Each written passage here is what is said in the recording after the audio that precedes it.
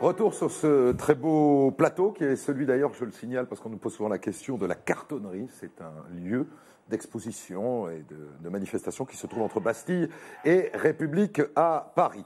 Avec ma petite bande, et quelle bande? Elisabeth Lévy, Calixte Beyala, Karim Zeribi et notre invité d'une fois, l'avocat Rodolphe Bosselut, pour tenter de comprendre maintenant ce qui fait courir Frigide Barjot, qui est avec nous. Bonsoir. Bonsoir, merci beaucoup. Égérie donc du mouvement anti-mariage, organisatrice de beaucoup des manifestations d'avant le vote à l'Assemblée, mais aussi d'après le vote à l'Assemblée.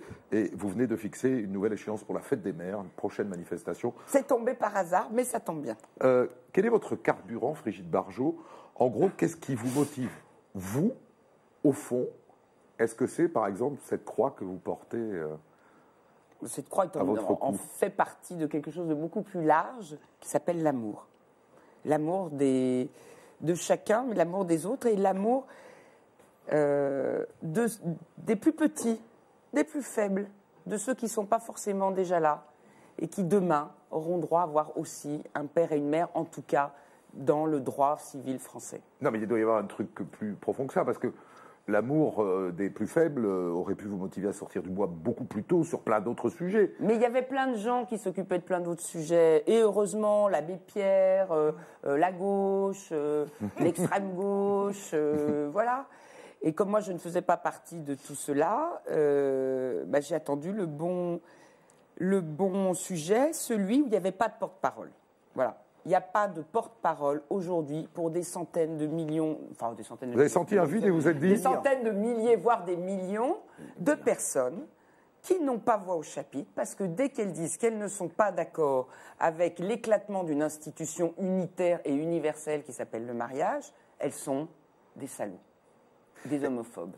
Des ringards. Toujours à la recherche. Attends, on a 10 minutes tous les deux, donc on va se les donner tranquillement. Et le débat s'ouvrira après. D'accord. Est-ce qu'on peut quand même soupçonner que votre surgissement comme ça dans le monde médiatique tient au fait aussi que vous êtes une sorte de born again, parce que votre foi catholique, elle a connu un déclenchement assez récent. C'est Lourdes. Pas seulement, non. Lourdes en 2004. Oui, il y a eu plein. Alors mon mari Basile dit. Basile Lecoq. C'est la mort de Jean-Paul II ça m'a fait un coup sur la calebasse. En fait, non. Vous savez, c'est un parcours de vie. Et je ne comprenais pas le sens. Et puis un jour, le sens, au moment où j'allais. Alors évidemment, les gens disent « Ah bon, t'as failli mourir ?» Oui, comme beaucoup de gens, j'ai failli mourir. Il y a beaucoup de gens qui ont des problèmes, des passages de vie où on se dit « Ça vaut plus la peine, je vais passer par la fenêtre ». Pourtant, j'avais tout. J'avais mon mari, mes enfants, je passais un peu à la télé, on me reconnaissait un peu dans la rue, un petit peu. Ça, c'est vraiment une raison de vivre. Il y a des gens, c'est un moteur de vie d'être célèbre. Voilà. Bon, et attendez, et même de gagner un petit peu d'argent chez Laurent Ruquier, c'était pas mal. Eh bien, j'avais tout et j'avais rien. Et puis un jour, je me suis dit, c'est plus possible, je sais plus où aller. Et j'ai été rattrapée par l'amour, voilà.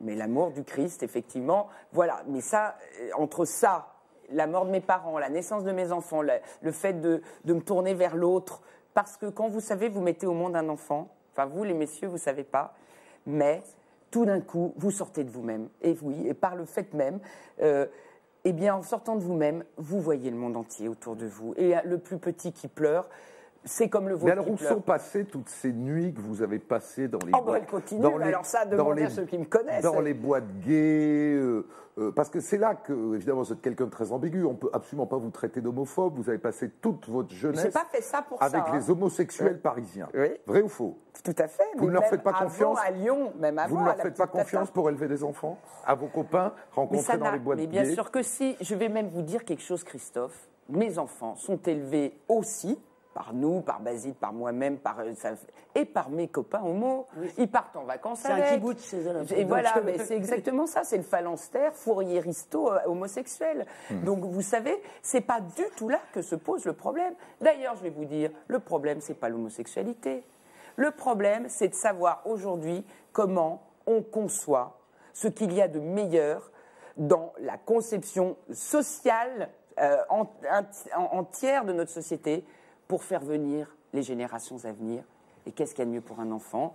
Ça ne veut pas dire comment, et s'il est bien, de fait, bien ou mal élevé par ses parents qui peuvent être des monstres et que deux autres seront des anges. Mais alors, admettons que vous soyez... C'est la filiation qui est importante. Que vous soyez néanmoins une fille formidable.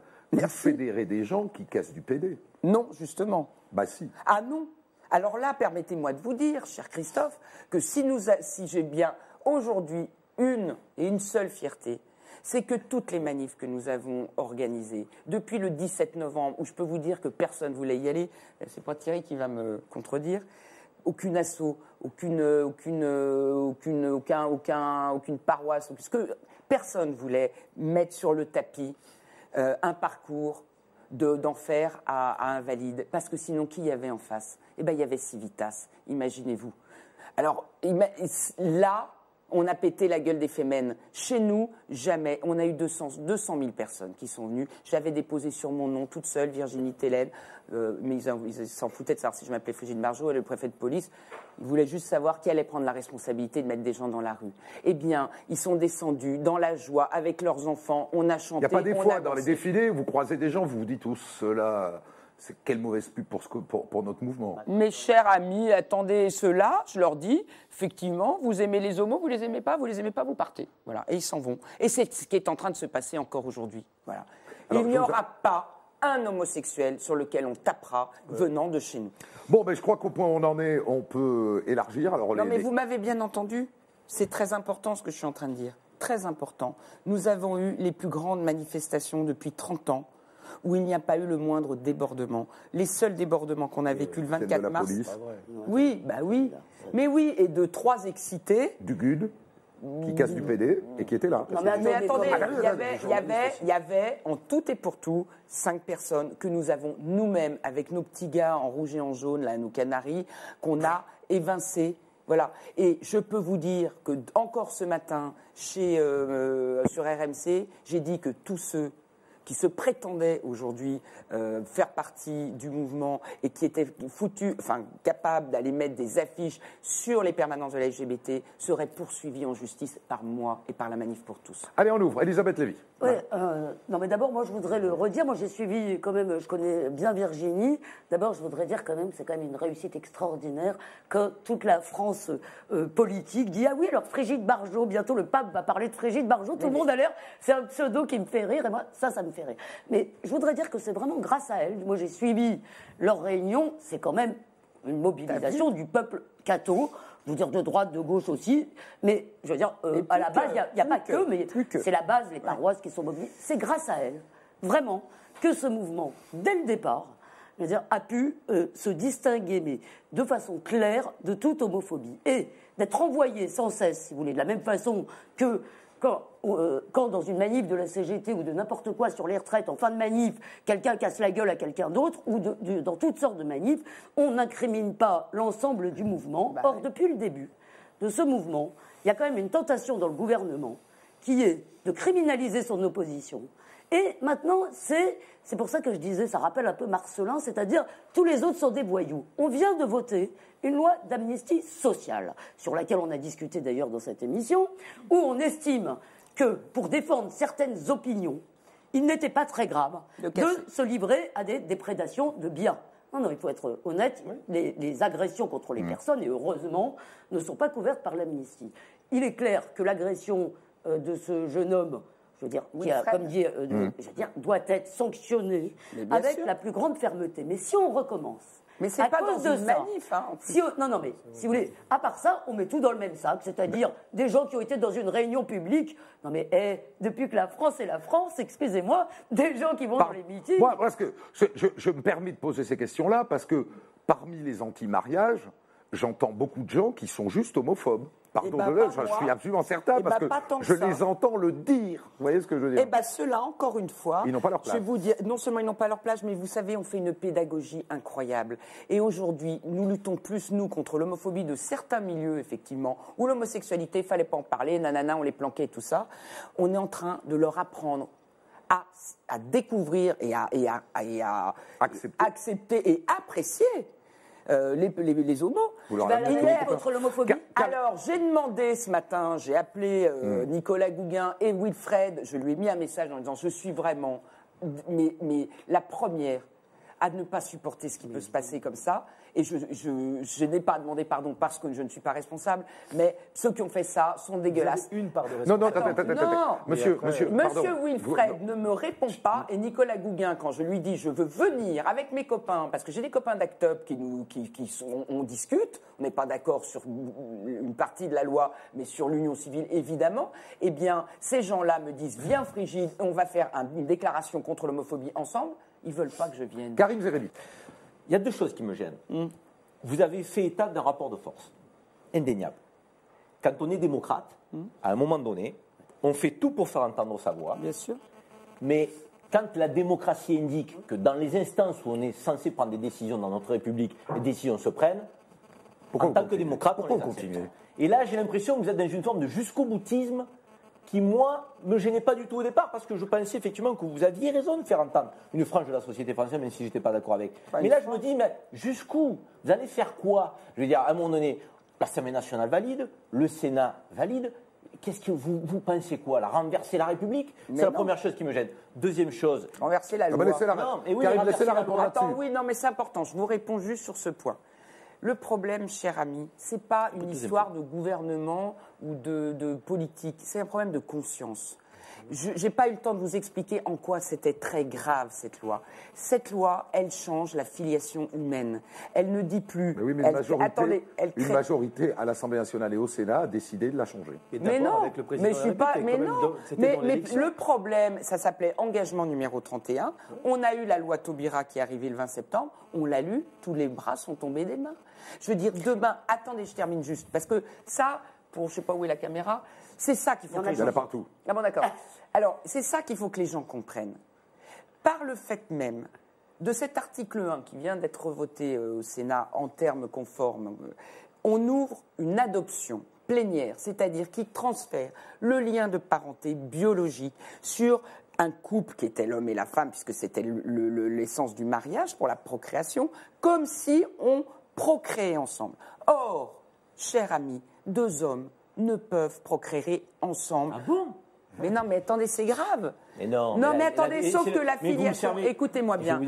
Écoutez-moi bien. Sauf que la filiation, elle sera faite comme s'ils avaient procréé. Je termine. Le drame, qui est pour nous un drame et qui est très grave, c'est qu'il faudra donner ce mode de procréation technicisé qui existe, qui s'appelle, pour deux femmes, faire un enfant par PMA, pour deux hommes, par la gestation pour autrui. Aujourd'hui à Paris, Christophe, entendez ça, il y a dans des hôtels à Paris des centres de fertilité américains qui viennent déjà prendre des parts de marché et vous dire vente d'ovocytes, vente d'embryons, vente de ventre. On peut, en France, accepter ça, que l'enfant devienne un objet de marchandisation. Oui, deuxième argument. Voilà, c'est ça. Karim, ensuite il nous reste Rodolphe et Calix. Et c'est grave, ça. Avant d'ouvrir aux autres. Excusez-moi, c'est là où je suis gêné. D'abord, parce que votre jusqu'au boutisme donne le sentiment, à vous écouter, donne le sentiment que la famille traditionnelle est tout d'un coup mise en danger. Et moi, non, la famille traditionnelle est mise en danger. Vous laissez presque entendre ça. C'est pas parce qu'on a ouvert le droit au mariage pour tous que la famille traditionnelle est en danger. Ne laissez pas entendre ça. Et aujourd'hui, mais parce qu'on n'est pas sur PMA et GPA là. Mais non, les choses ont été dissociées. Rodolphe, vous parlez en politique. Rodolphe et Calix n'ont pas parlé encore.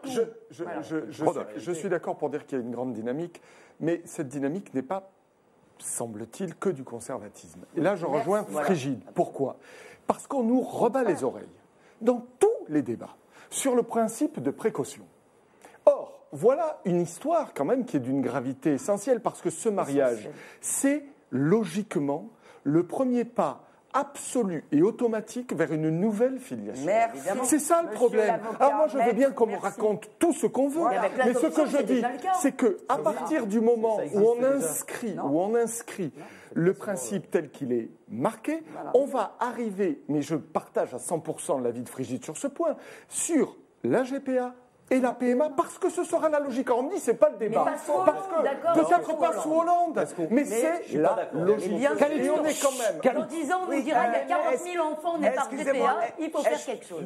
Moi, je voulais d'abord saluer cette femme. Pourquoi? Parce qu'elle est extraordinaire. il n'appartient pas à tout le monde de pouvoir faire se lever des centaines de milliers de personnes. Parce que quelquefois, j'entends des choses sur elle dans la presse et je me dis, mais... On n'avait pas vu ça depuis Jésus-Christ. Non, mais elle est extraordinaire. Elle est extraordinaire. C'est une femme exceptionnelle. Il faut aucun moyen, quand même. Non, il faut le dire. Bon. Ceci étant, moi, par exemple, je suis beaucoup plus tolérante sur le mariage. Mais son mouvement m'a fait prendre conscience d'une chose, c'est que tout le monde n'était pas d'accord avec moi. Et je me pose la question de savoir, parce que ce ne sont pas seulement 1 million, 2 millions, 3 millions de personnes, hein, elle doit représenter beaucoup plus que ça. Sûr. Donc, à partir de ce moment-là, pourquoi ne ferait-on pas un référendum? Merci. Tout simplement parce que j'ai comme l'impression que le sujet crispe. Moi, par exemple, je suis pour la gestation pour autrui, je vous le dis honnêtement. Mais je pense qu'il conviendrait de faire un référendum. La question, elle est Édouard Dorion-Sipel, vous avez le droit de parler maintenant. C'est gentil. Non, mais je reste très discipliné. Parce oui, il faut. C'est intérêt. Qui a voté en première lecture. J'ai voté et je revoterai quand ça reviendra à l'Assemblée parce que nous l'avons porté, vous l'avez dit vous-même, dans la campagne présidentielle. Est-ce que c'était la principale... le moindre débat. Madame Barjot, est-ce que franchement, c'était dans le programme de tout le monde, de François Hollande, c'était dans son programme, ça a été voté par le peuple français, c'était dans son programme, il n'a péri personne en traître. Donc j'estime que d'abord il y a une élection présidentielle, je termine mon raisonnement. L'Assemblée nationale a débattu, j'ai passé 2 semaines et j'étais présent. J'ai vu M. Mariton, d'autres députés batailler, argument contre argument. La plupart du temps, ils tombaient sur des arguments justement naturalistes. C'est la nature qui a fait que... Mais je pense que les Français n'avaient pas réfléchi. Je termine. Le débat est aujourd'hui au Sénat et Karim Zeribi a raison de dire que les institutions de la République... Moi, ce dont j'ai peur, Madame Barjot, je vais vous dire, c'est que moi, je respecte parfaitement la manifestation, quelle qu'elle soit. Ça n'a pas été le cas de tout le gouvernement. Permettez-moi de dire quel est mon positionnement et celui du gouvernement aussi et celui du Parti socialiste. Nous respectons toutes les formes de manifestation. Vous avez le droit. Combien de manifestants? Mais je vais vous faire comme Raymond Barre. 300 000 la dernière, 1,4 million selon vous, eh bien on fait 750 000 et tout le monde est content. On aurait voilà. Donc soyons, peu importe, rien. On a tous connu ça. Quand il y avait 3 millions de personnes contre les retraites, on disait moi, je veux venir jusqu'au bout. Moi j'ai peur d'une chose, c'est que vous commenciez à être instrumentalisé par des groupuscules extrémistes. Je suis désolé, mais quand vous appelez Madame Barjot, c'est vous qui poussez à ça. Je veux juste terminer. Moi je n'ai jamais provoqué les gens pendant le débat sur le mariage pour tous, parce que je pense qu'il faut respecter et comprendre les gens qui ne sont pas d'accord avec nous. En revanche, quand vous dites que ça va être la guerre civile, là vous avez une part de responsabilité. Mais jeune homme, j'ai jamais dit ça. Je crois qu'il y a eu des déclarations de votre part. Non. Et moi, je souhaite que vous manifestiez, que vous fassiez comme vous voulez. Nous avons eu, je crois même qu'il y a eu un communiqué de la Société des journalistes. Des journalistes m'ont dit, je ne cite pas un confrère, où ils sont pris des coups de poing pendant la manifestation, des gens y étaient, etc. Je trouve que ce n'est pas responsable. Donc, contrôlez votre mouvement, manifestez autant que vous voulez, et surtout, respectez... Vous allez dire ça dans les manifestations? Et surtout, je le dis aussi qu'il faut respecter, etc. Non, mais moi, je et surtout, respecter la loi de la République quand elle sera votée. Voilà. Et moi, je mets au doute, juste Christophe André, juste pour terminer, Calix, juste un mot. Je mets au défi les parlementaires et les responsables de l'UMP qui nous disent aujourd'hui que si jamais ils reviennent au pouvoir, ils déferont cette loi. Ce n'est pas vrai, comme ce n'a pas été vrai avec le Pax. Donc je pense qu'il ne faut pas se moquer des gens. Ce qui est d'ailleurs une bonne raison pour ne s'interroger. Ça ne doit pas passer. Thierry Vidor, vous êtes le président de Famille de France, directeur général de Famille de France, c'est intéressant. Est-ce que vous vous reconnaissez pleinement dans Frigide Barjot, malgré sa coiffure, malgré... Elle est moyenne, votre coiffure, quand même. Mais architecte, qu'est-ce qu'il veut dire? Et malgré ce sweatshirt rose. On l'aime bien et en plus on est fiancé avec elle puisque nous sommes dans le collectif de la Manif pour tous. Attention, la première manifestation, nous n'avons pas suivi puisque nous avons un réseau qui est d'associations et il y a une pluralité. C'est vrai qu'on a des adhérents, on a des associations qui sont pour ce projet de loi. En revanche, aujourd'hui, et depuis le 13 janvier, on a été très choqués parce qu'on a demandé quand même de prendre en compte une demande de l'ensemble des citoyens. Cette demande, c'est laquelle? C'est de dire... Allez, portons ce projet. On n'a pas élu M. Hollande. On n'a pas élu M. Hollande sur ce projet-là. Personne n'a élu. Il était quand même non, mais personne n'a élu. M. Hollande, on l'a pas élu et personne ne le connaît. Ce que l'on demande aujourd'hui, et ce que l'on demande aujourd'hui, eh bien, c'est vraiment un référendum. C'est-à-dire qu'on l'oppose la question. Il ne peut pas y avoir un référendum. L'Assemblée a voté, le Sénat a voté. La plié. Simplement respecter les institutions. Il faut respecter les Français. Il faut respecter les Français. Et quand vous regardez aujourd'hui les sondages... Respectons d'abord Erwan Binet, mon collègue rapporteur qui ne peut plus faire de réunion publique parce qu'il est systématiquement pris à partie. Il a décidé d'arrêter son tour de France d'explication, de débat. Et je souhaite que vous condamniez aussi le fait que Erwan Billy, aujourd'hui rapporteur de la loi à l'Assemblée nationale, ne puisse même plus faire le tour de France pour discuter du projet. C'est inacceptable et insupportable. Non, mais attends. Moi, j'étais à la manifestation, on avait beaucoup d'associations qui étaient là. Véritablement, c'était extrêmement bon enfant. Il y avait des petits, il y avait tout, il n'y avait aucun problème. Il y a eu des provocations autres et je me tairai là-dessus. En revanche, quelle est la question aujourd'hui? Les sondages, qu'est-ce qu'ils disent, les Français? Ils sont contre. Ils sont contre. Ils sont pour le mariage, en quelque sorte. Mais les sondages, ils sont à 60% pour.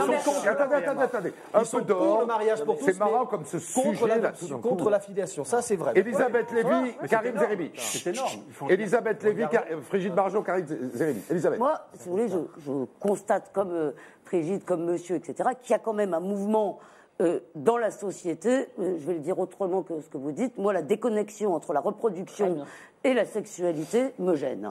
Et me pose un grave problème anthropologique parce que, effectivement, je pense qu'à terme, je sais que François Hollande ne fera pas la GPA. Mais je vous dis que ce mouvement irrépressible ne s'arrêtera pas. Mais il y a autre chose qui, depuis le début de ce mouvement, me terrifie. C'est le mépris dans lequel les autorités, vous pouvez dire, moi, si vous dites on va voter la loi, effectivement, moi je suis républicaine, c'était annoncé, les institutions de la République, elle devra être appliquée, c'est comme ça, c'est la démocratie, même si elle me déplaît. En revanche, il y a quelque chose qui est insupportable, c'est que depuis le début, il a fallu des semaines et des semaines pour que le président de la République consente et avec des pincettes à recevoir Frigide. Ensuite, depuis le début, il y a une espèce, Najat Vallaud-Belkacem a dit à plusieurs reprises, oui, peut-être qu'il y a des gens qui ne sont pas foncièrement homophobes dans ce mouvement. C'est textuellement la phrase qu'elle a dite au Grand Journal à Frigide. Ça veut dire tous les autres, c'est-à-dire, il y a vraiment une façon de traiter par le mépris un mouvement quand même de fond, et le sénateur, c'est Jean-Pierre Michel, a refusé de la recevoir en disant je ne reçois pas des homophobes. Alors là, il n'y a pas de débat républicain dans ces conditions. Si vous voulez, moi je suis désolée, moi les opposants à cette loi doivent accepter. C'est pas nous qui avons radicalisé le mouvement. Mais nous radicalisé. Karim.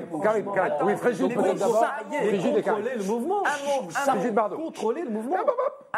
Un mot sur effectivement la non-reconnaissance de la réalité aujourd'hui de plus en plus grande au fur et à mesure que les gens comprennent exactement ce qu'a très bien résumé Elisabeth, c'est la déconnexion entre la procréation et le fait qu'il faut un homme et une femme pour procréer, et que demain il faudra le faire différemment. Écoutez-moi. Et deuxième chose, l'affiliation, c'est pas simplement la nature, vous savez, Madame quand Monsieur le Président de la République, l'affiliation, c'est ce que les parents transmettent à l'enfant. Justement pas. Et d'ailleurs, c'est là-dessus qu'il y a discussion. C'est ça qui était très intéressant, c'est que cette loi va surtout rétablir par la reconnaissance de la loi des situations qui existent déjà dans la réalité. Mais si vous êtes attaché à la réalité, sans que ça soit une loi universelle. Alors légaliser la drogue. Attendez, je termine. Je voulais vous dire une chose très importante.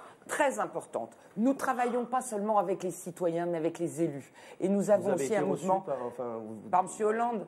Oui, le président de la République. Pardon, monsieur François Hollande, et c'était super sympa de le retrouver. Après toutes ces années, c'était mon professeur à Sciences Po. J'étais avec Laurence Cheng de la gauche pour le mariage républicain.